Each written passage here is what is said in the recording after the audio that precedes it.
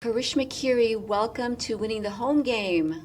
Thank you. I'm so excited to be here. It's our honor for you to be here. I've known you since 2021.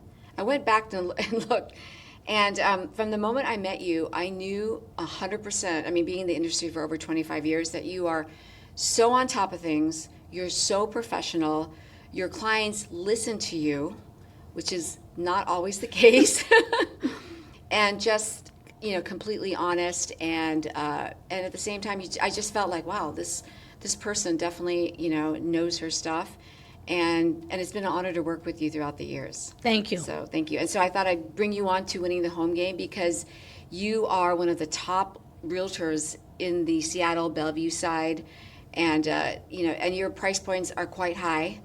And it's not easy, definitely working with, all types of clientels. You can even say, even especially, at price points of 3 million, 5 million, but you seem to do it with ease. I know some days are probably better than others, but you seem to love it and you seem to, just thrive in it. So thank you so much. Okay. Thank you.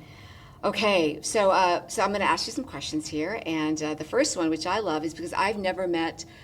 I like to ask, real estate agents I work with, what did you do before this, right? But yours is really, really special and interesting because it really, it's part of our city and who we are here. So you went from being a director at Microsoft to one of the top real estate brokers in Washington. What inspired that transition, and how does your background in tech and project management give you an edge when working with first-time home buyers or sellers? Yeah.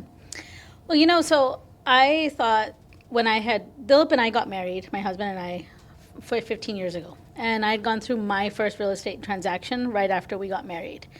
And, we worked with a broker that Dilip had already worked with, very nice person, very protective. But it gave me an understanding that the role and responsibility of a broker is significant because there's so much money involved. But often I see brokers be transactors, not partners and advisors.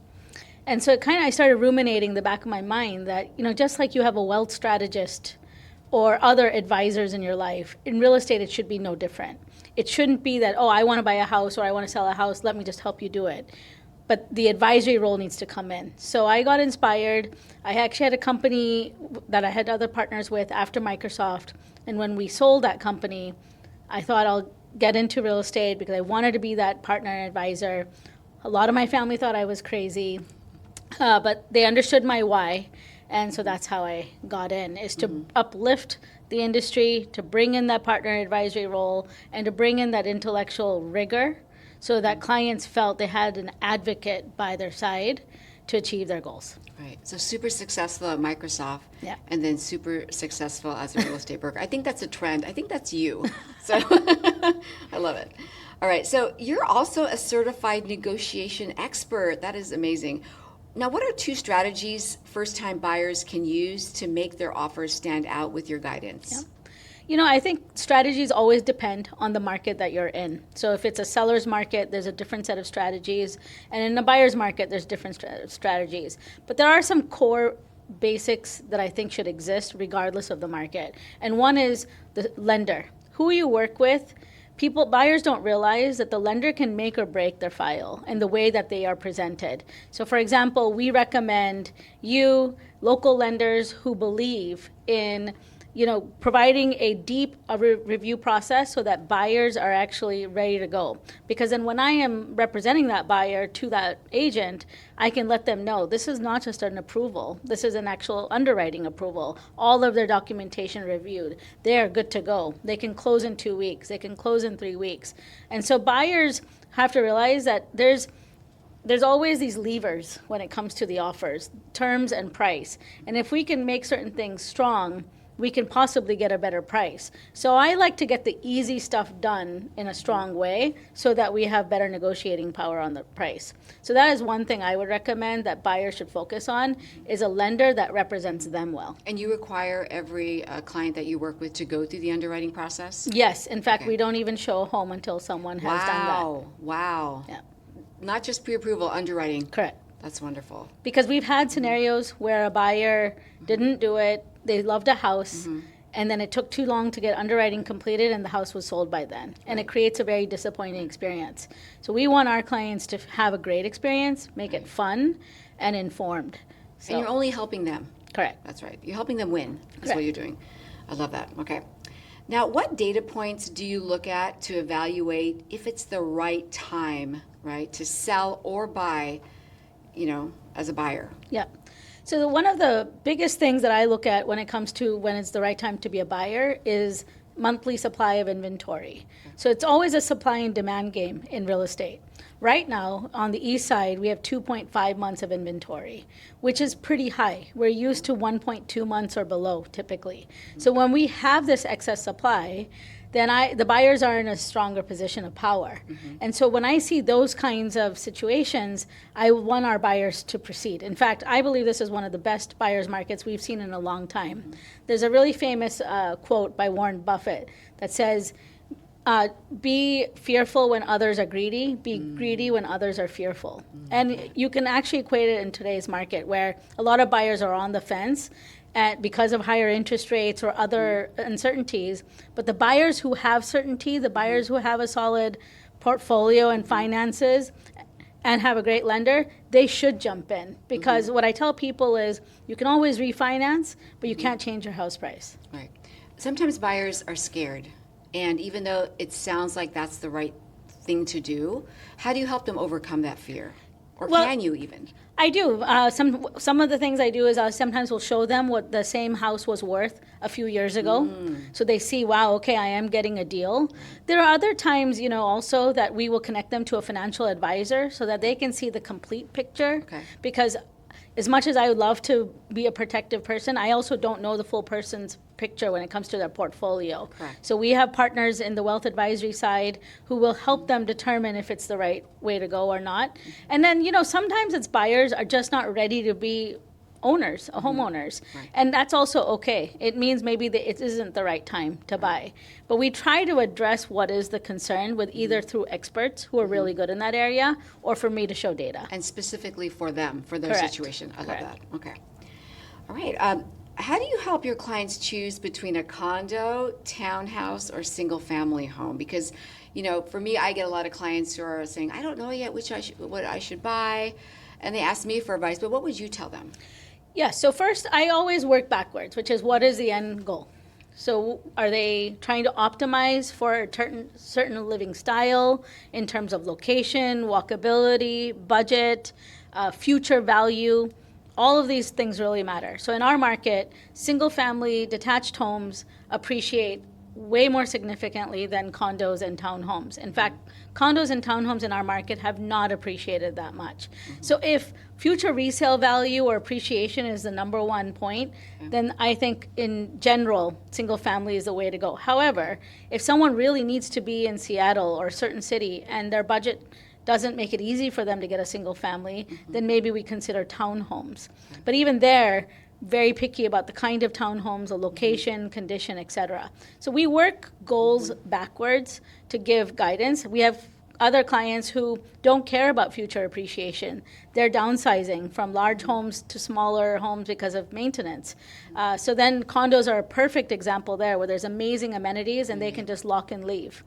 And so it just depends on the life goals, financial goals, and then we try to give guidance accordingly. What I do notice sometimes is the clients, after they bought a townhome, they come back to me and they say, we're ready to move. We want to get pre-approved. There's too many stairs.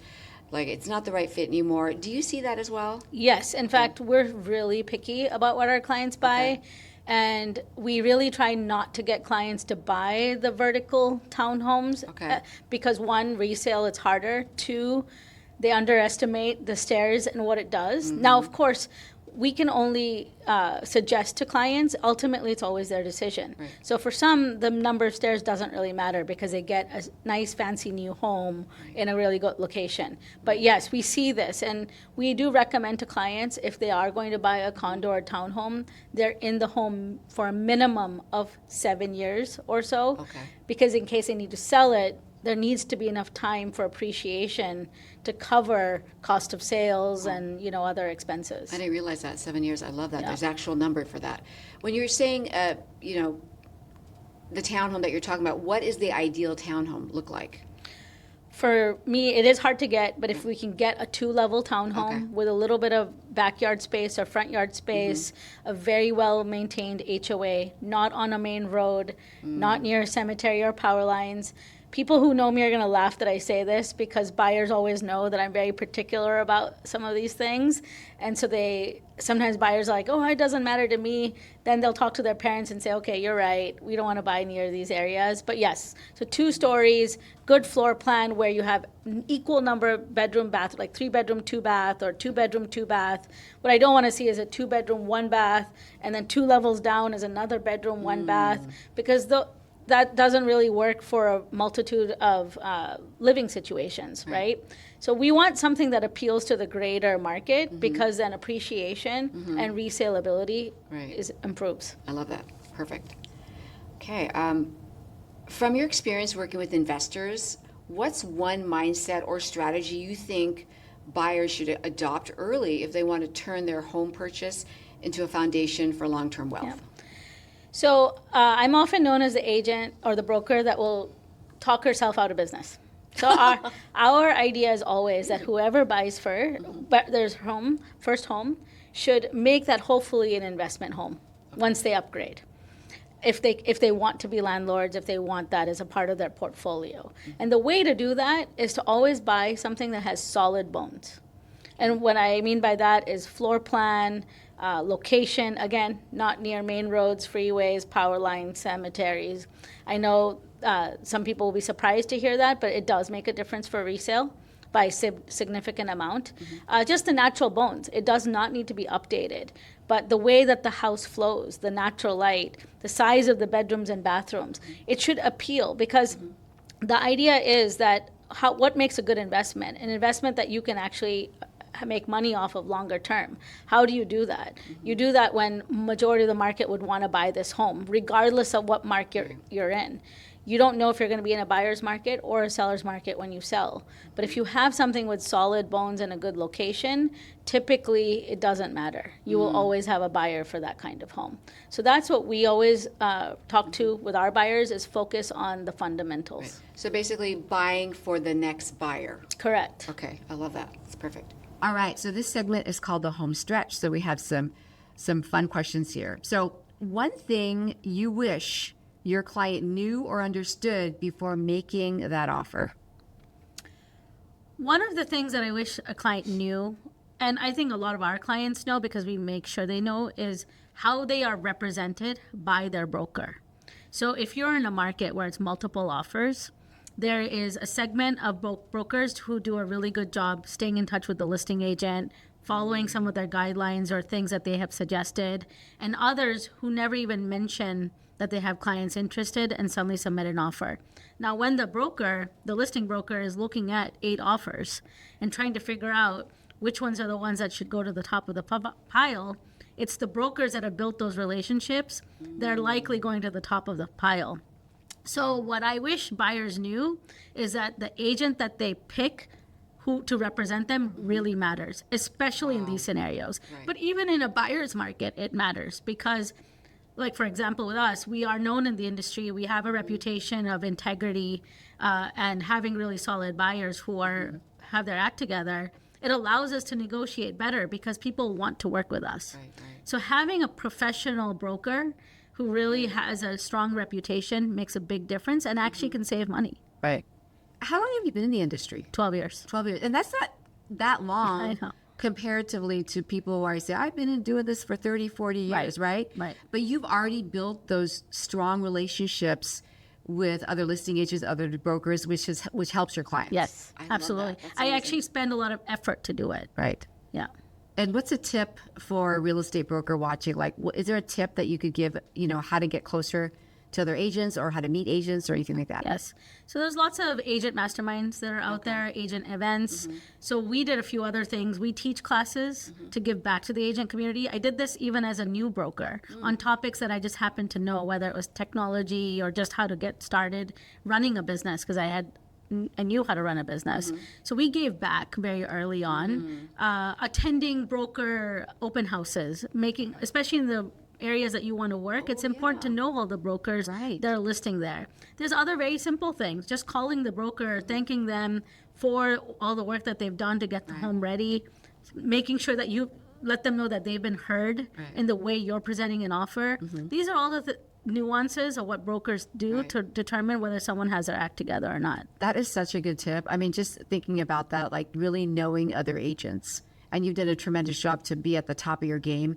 I mean, 12 years sounds like a lot, but it's really not. So that's amazing. Wow. Except in this industry, it's like dog years.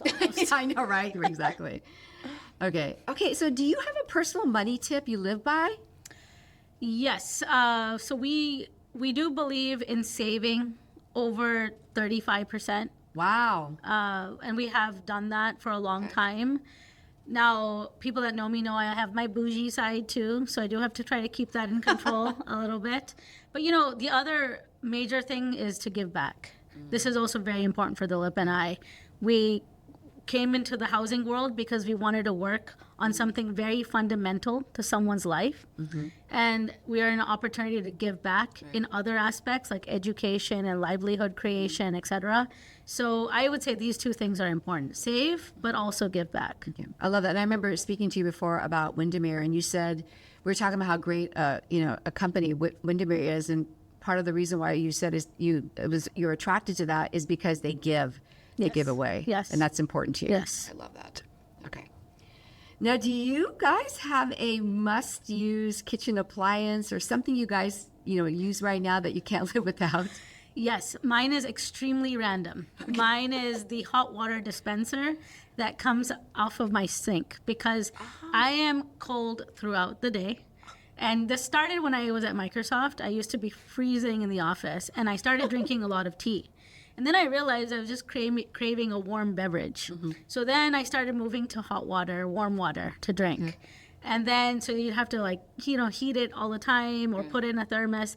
So then when we had our kitchen remodeled, I added a hot water dispenser so that I could get on demand warm hot water. Do you put anything in the hot water? It's Nothing? just plain hot water. Lemon, nothing? No, Just, sometimes I'll put lemon, Okay, but right. mostly it's just plain hot water. and I'm assuming it's filtered, or is the water filtered? No, Oh, we live in North Sammamish, and good so water. it's award-winning water. So Okay, I didn't know and that. it's actually really good water. Wow. So no. Award-winning water. Yeah, that's what it says under the utility. Wow. Award-winning water. I did not know that. That's Northeast amazing. Sammamish Sewer. Yeah. That's why people want to live there, right?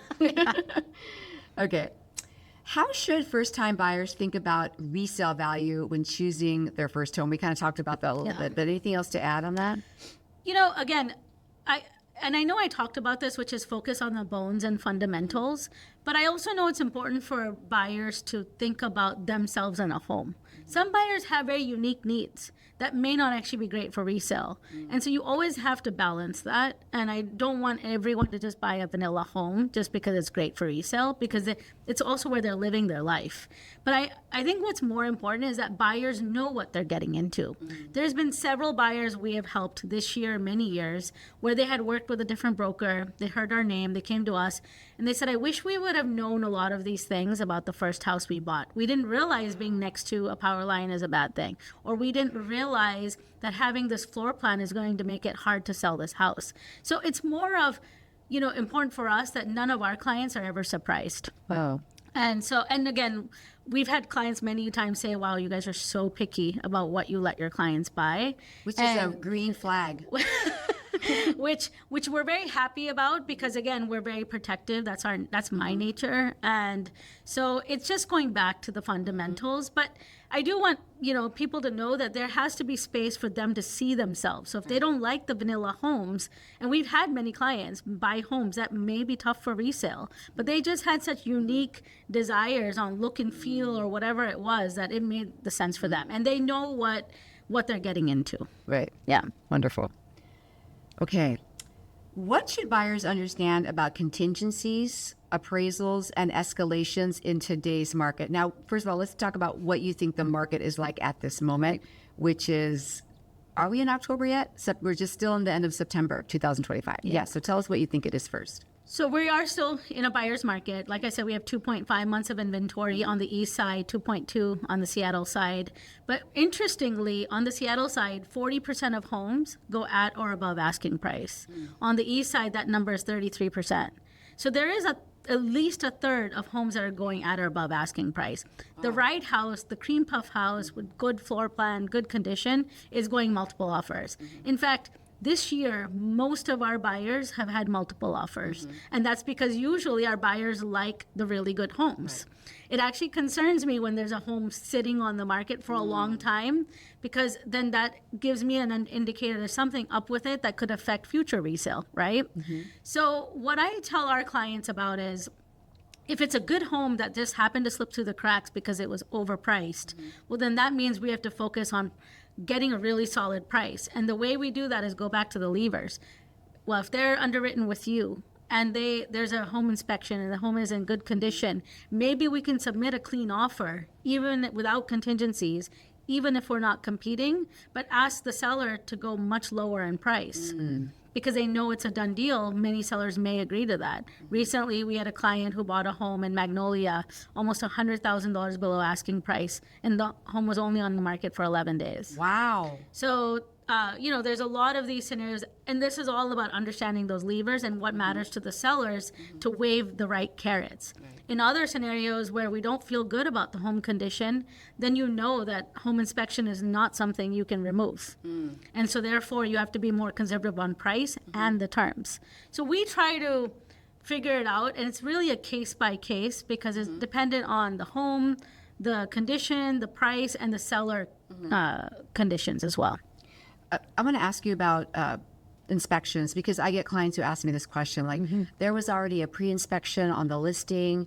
They ask, is that legit because they pick that person? How do you feel about the pre-inspections? Yeah. Tell us what that is too. Yeah. So we look at the pre-inspections, we look at how thorough it was, did they check all the systems?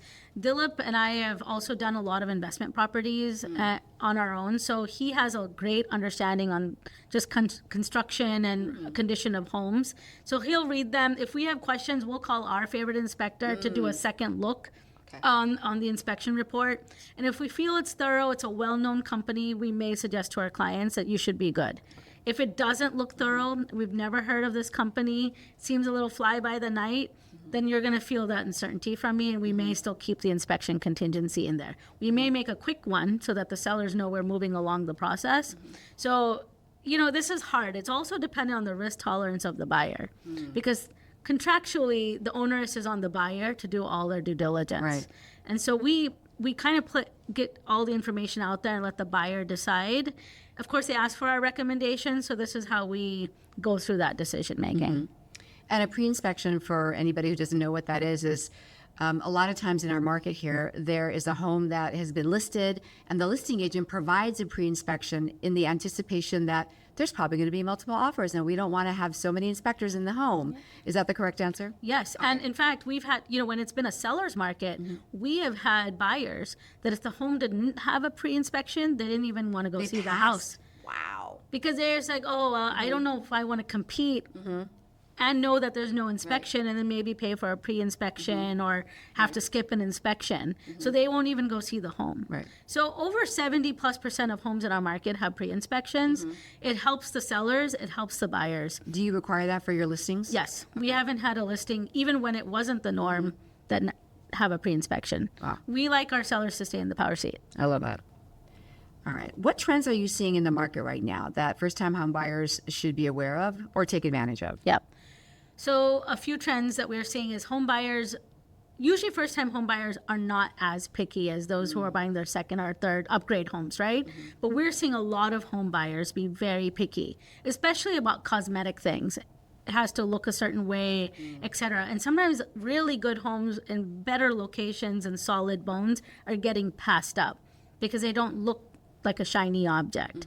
So one of the things we've been suggesting to our buyers is, if you're willing to do some of the work longer term, buy something in a better location for less money and put in that equity through updates and customize those updates. There's all the homes that are really well done, they are the ones that are selling. But that premium is getting taken by the seller who made all those updates. There's a lot of value to a buyer to take a home that needs to do those updates where they can take advantage of those premiums. So that's one thing we're saying. Another thing I'm noticing is there's so many buyers out there that don't even have brokers, agents. They're sort of on the fence. They're looking to see when the right house lists, and then they haven't even done the financing. They don't even have a broker. Wow. So the buyers that are ahead of the game, they have a broker, they have the underwriting completed. They're going to be in a position of strength, Right. and they should be able to act when a really good house lists. They should be able to act quickly, and probably avoid even a competitive scenario. Right. I think that's because the market is pushy. It's like we're not pushy, the market's pushy. Yes. Something will pop up, and there's also you have to have that house, and you have to be prepared. Absolutely. Right. Okay. What are the top 3 things a seller should do before listing their home to make sure it sells for top dollar?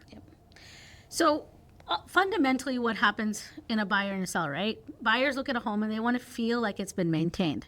They want to feel like it's been loved and not abandoned. So we believe these are the 3 items a seller needs to do. Get it pre-inspected so that it's out there, the condition of the home. Ideally, the seller has fixed, though, anything major. Very common, you'll see mold or rodents or, other types of things. 2, very important to get the home staged. Because when a home is empty or doesn't meld with the quality of the home, especially a luxury home or even any price point, buyers start to look for defects because they don't get swayed away by the eye candy. Wow. And so staged homes sell for way more and sell faster. Wow. There was a condo in Bellevue, a sub-penthouse, that was not staged, was on the market for months. And it had all these weird angles. So buyers couldn't visualize how the furniture would fit. Months later, we were on the buyer side here, but the listing agents finally were able to convince the sellers to get the home staged and show how room configurations would work. wow. And it sold within 4 days. Oh my goodness. And so there's several of these examples of why staged homes matter. Right. And then 3, this seems very obvious, but sellers need to make sure they are hiring an agent that is responsive and accessible. Right. There's plenty of listing agents out there that they list a home and it's impossible to reach them. Right. I'm unclear as I've to heard why that too. that is the case Right. because your job is to sell the home. Right, right. So for us, we work 7 days a week, not that we want to, but we do. But if someone messages me at 11 at night and I'm awake about a listing we have, I am responding to them because I want the other buyers to know that working with us and the seller is going to be easy Right. and all the information is going to be accessible so that they can buy the home. I love that. That's amazing. All right. What repairs or upgrades bring the best return on investment before selling? Yep. So these are, the kitchen and the primary suite are the 2 most important rooms. So people want open concept as much as possible. Ideally, a kitchen that, a lot of people love the white kitchen or, even if it's not the white cabinets, maybe lighter surfaces because Seattle has a lot of dark gray days. Point. And so people like light and bright. If you really make darker spaces in the house, it's not easy for most buyers to like it. And then the primary suite. Having dual sinks, enough storage spaces, having the standing tub and a glass enclosed shower. These are all important things to have. I've noticed that homes might be in impeccable condition, but at certain price points, if these 2 spaces are not updated, they can sit for longer. Wow. So the tubs, do you think tubs are trending away or do you think they're still really important? We've seen it's a mixed bag. Okay. I do think that house should have a tub. Okay. So if it's the one tub, and again, this at is least a tub. A tub, right? So if this depends again on the price points, but the larger the homes, like if you're in a 3,000 square foot home, You better have a you're tub. expected to have at least 1 or 2 tubs, one in the hallway bathroom and Right. probably in the primary. Right. If it's a smaller space, as long as there's 1 in the home, that's usually acceptable. Okay. Love that. All right. Okay. The home game highlights. Here we are. If you could give one piece of advice to a first-time home buyer, what would it be? Pick the right agent that has a great track record of being an advisor. And I can't tell you how many times I see buyers who just say, I know what I want. I just want an agent who's going to write the contract and tell me what I need to submit an offer. But buyers don't know what they don't know. And it's really important for agents to bring in, like I talked about in the beginning, the advisory hat. Our job is to be partners and advisors. And I would like buyers to ideally understand that that's what they should expect of their agent. And if their broker is not providing that, they need to find someone that is. That's right. Yeah. And doing this for so long, I agree with you 100%. Picking the right broker it's almost like picking the right mate. It can make or break you. Yes. Either. And this is going to be the biggest investment they're going to be making at that time normally, unless they're buying other investment properties. So it's so crucial, so crucial to pick the right broker. And a lot of people don't know this, but you're almost like a lawyer, right? Yeah. You have to, a lawyer, psychologist, therapist, contractor, therapist, so many things. Babysitter, dog sitter. But it is just like most other professions, this is a profession. Yes. Yes, it's unfortunately very easy to get a real estate license in Washington State, but the fiduciary responsibility we have is significant. Yes. And buyers need to understand that they need to have a higher level professional by their side because of all the money that is involved. Exactly. And also because regardless of all the money that's involved, if they make really bad purchasing decisions, it can be very costly for them in the future. So there's also that longer term element to it. Well, you and your husband have such a good reputation in this market. I've spoken to other agents, up and coming wonderful agents, and I say, "Oh, do you know Karishma? Oh my goodness, I know her. I have so much admiration. There's no one I respect more," and that is a big deal.